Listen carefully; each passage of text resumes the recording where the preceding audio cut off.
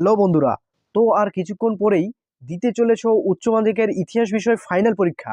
এবং পরীক্ষা দিতে যাওয়ার আগেই এই 8টি প্রশ্নকে এবছরের জন্য ভীষণ গুরুত্বপূর্ণ। এই প্রশ্নগুলিকে কিন্তু ভালোভাবে দেখে যেতে হবে। আশা করি 100% কমন পাবে এই প্রশ্নগুলি থেকেই।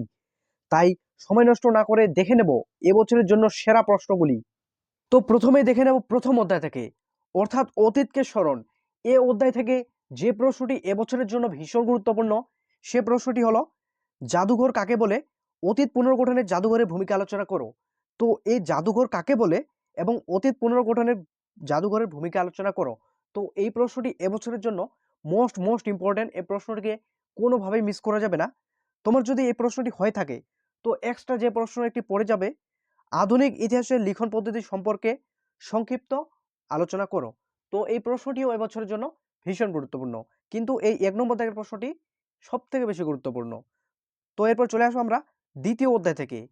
দ্বিতীয় অধ্যায় থেকে যে প্রশ্নটি তোমাকে একটু পরেই লিখতে হবে খাতায়, সেই প্রশ্নটি হলো, ঔপনিবেশিকবাদ ও সাম্রাজ্যবাদ বিষয়ে হবসন লেনিনের তত্ত্ব আলোচনা করো।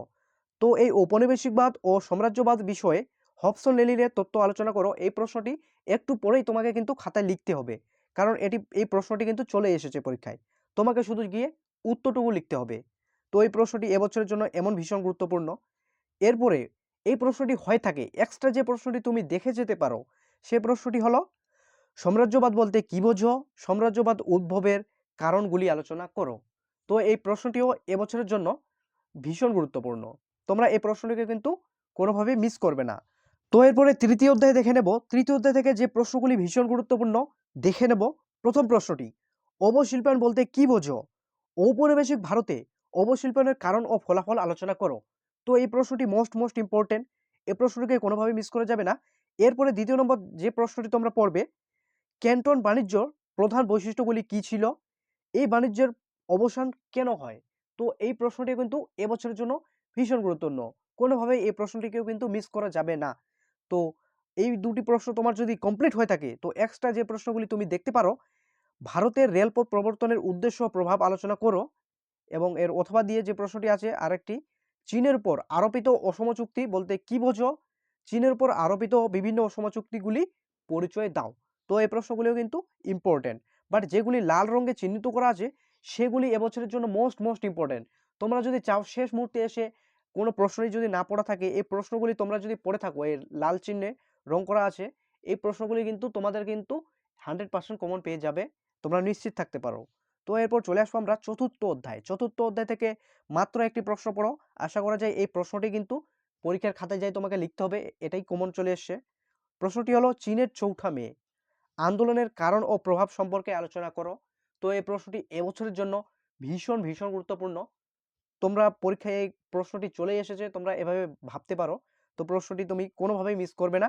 এবং অথবা দিয়ে যে প্রশ্নটি পড়ে রাখবে অবশ্যই, সে প্রশ্নটি হলো, শিক্ষা সমাজ সংস্কারের ক্ষেত্রে ঈশ্বরচন্দ্র বিদ্যাসাগরের অবদান আলোচনা করো।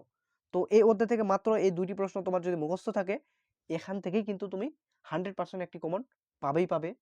তো এরপর চলে আসবো আমরা পঞ্চম অধ্যায় থেকে।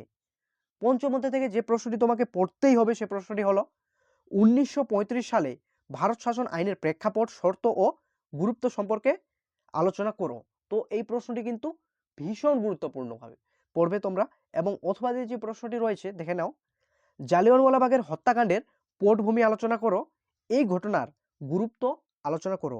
তো এই প্রশ্নটিকে কিন্তু কোনোভাবেই অ্যাভয়েড করা যাবে না। এই প্রশ্নটিও কিন্তু মোস্ট ইম্পর্টেন্ট। তো এই প্রশ্নগুলি তোমার যদি হয় থাকে, ষষ্ঠ অধ্যায় থেকে যে প্রশ্নটি তুমি পড়বে দেখে নাও, 1942 এর আগস্ট আন্দোলন বা ভারত ছাড়ো সম্পর্কে যা জানো লেখো। তো এই প্রশ্নটি কিন্তু ভীষণ গুরুত্বপূর্ণ। অথবা দিয়ে যে প্রশ্নটি তুমি পড়বে, হো চি মিনের নেতৃত্বে ভিয়েতনামের মুক্তিযুদ্ধের একটি সংক্ষিপ্ত পরিচয় দাও। তো এই দুটি প্রশ্ন এই অধ্যায় থেকে তোমার যদি পড়া থাকে, আশা করা যায় এই দুটি প্রশ্নের মধ্যে কিন্তু তুমি কমন পেয়ে যাবে। তো বন্ধুরা, এই প্রশ্নগুলিকে তোমাদের টেস্ট পরীক্ষার আগেও কিন্তু বারবার বলেছি ভীষণভাবে গুরুত্বপূর্ণ এই প্রশ্নগুলি। এই প্রশ্নগুলি কিন্তু সব স্কুলে দিয়েছে। অতএব ফাইনাল পরীক্ষার সামনে তোমরা এই প্রশ্নগুলি কিন্তু কমন পাবে। এরপরে চলে আসবো আমরা সপ্তম অধ্যায়, অর্থাৎ ঠান্ডা লড়াই। এই অধ্যায় থেকে প্রথম যে প্রশ্নটি তুমি রেডি করে যাবে সে প্রশ্নটি হলো, কিউবার ক্ষেপণাস্ত্র সংকট সম্পর্কে যা জানো তা লেখো এবং এর গুরুত্ব কি ছিল। তো এই প্রশ্নটি কিন্তু এবছরের জন্য মোস্ট ইম্পর্টেন্ট। এবং অথবা যে প্রশ্নটি পড়বে, জোট নিরপেক্ষ নীতির উদ্দেশ্য আলোচনা করো এবং এর সঙ্গে সঙ্গে ঠান্ডা লড়াই সম্পর্কে আলোচনা করো। তো এই প্রশ্নগুলি কিন্তু এবছরের জন্য ভীষণ গুরুত্বপূর্ণ এই অধ্যায় থেকে। তো এরপর চলে আসবো আমরা অষ্টম অধ্যায় থেকে। অষ্টম অধ্যায় থেকে যে প্রশ্ন তোমাকে পড়তেই হবে এবং তুমি সামনে কিছুক্ষণ পরেই কিন্তু এই প্রশ্নগুলি কিন্তু কমন পাবে এবং লিখতে হবে তোমাদেরকে। যে প্রশ্নগুলি দেখে নাও, সার্ক প্রতিষ্ঠার প্রেক্ষাপট আলোচনা করো, সার্কের উদ্দেশ্য কি ছিল। এই প্রশ্নটি কিন্তু এবছরের জন্য ভীষণ গুরুত্বপূর্ণ।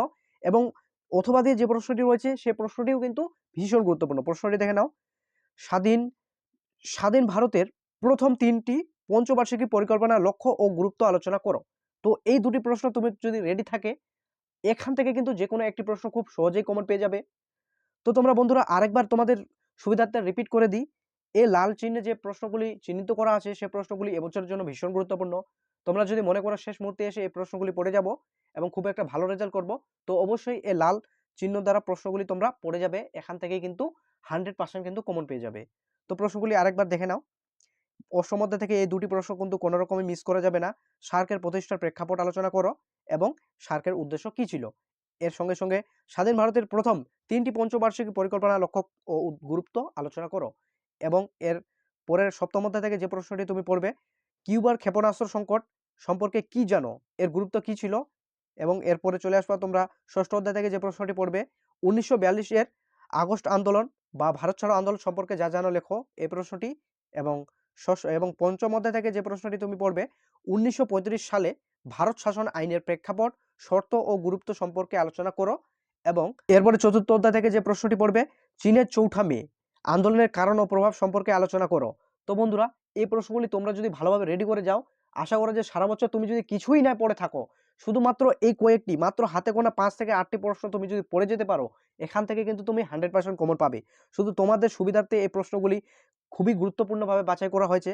এবং এবং তৃতীয় অধ্যায় থেকে যে প্রশ্নগুলি পড়বে, এখান থেকে 2টি প্রশ্ন আসে, তাই একটু এক্সট্রাভাবে দেখে যাবে। আরও অবশিল্পায়ন বলতে কি বোঝো, ঔপনিবেশিক ভারতে অবশিল্পায়নের কারণ ও ফলাফল আলোচনা করো। এই প্রশ্নটির সঙ্গে আরেকটি প্রশ্ন, ক্যান্টন বাণিজ্যর প্রধান বৈশিষ্ট্যগুলি কি ছিল, এই বাণিজ্যের অবসান কেন হয়।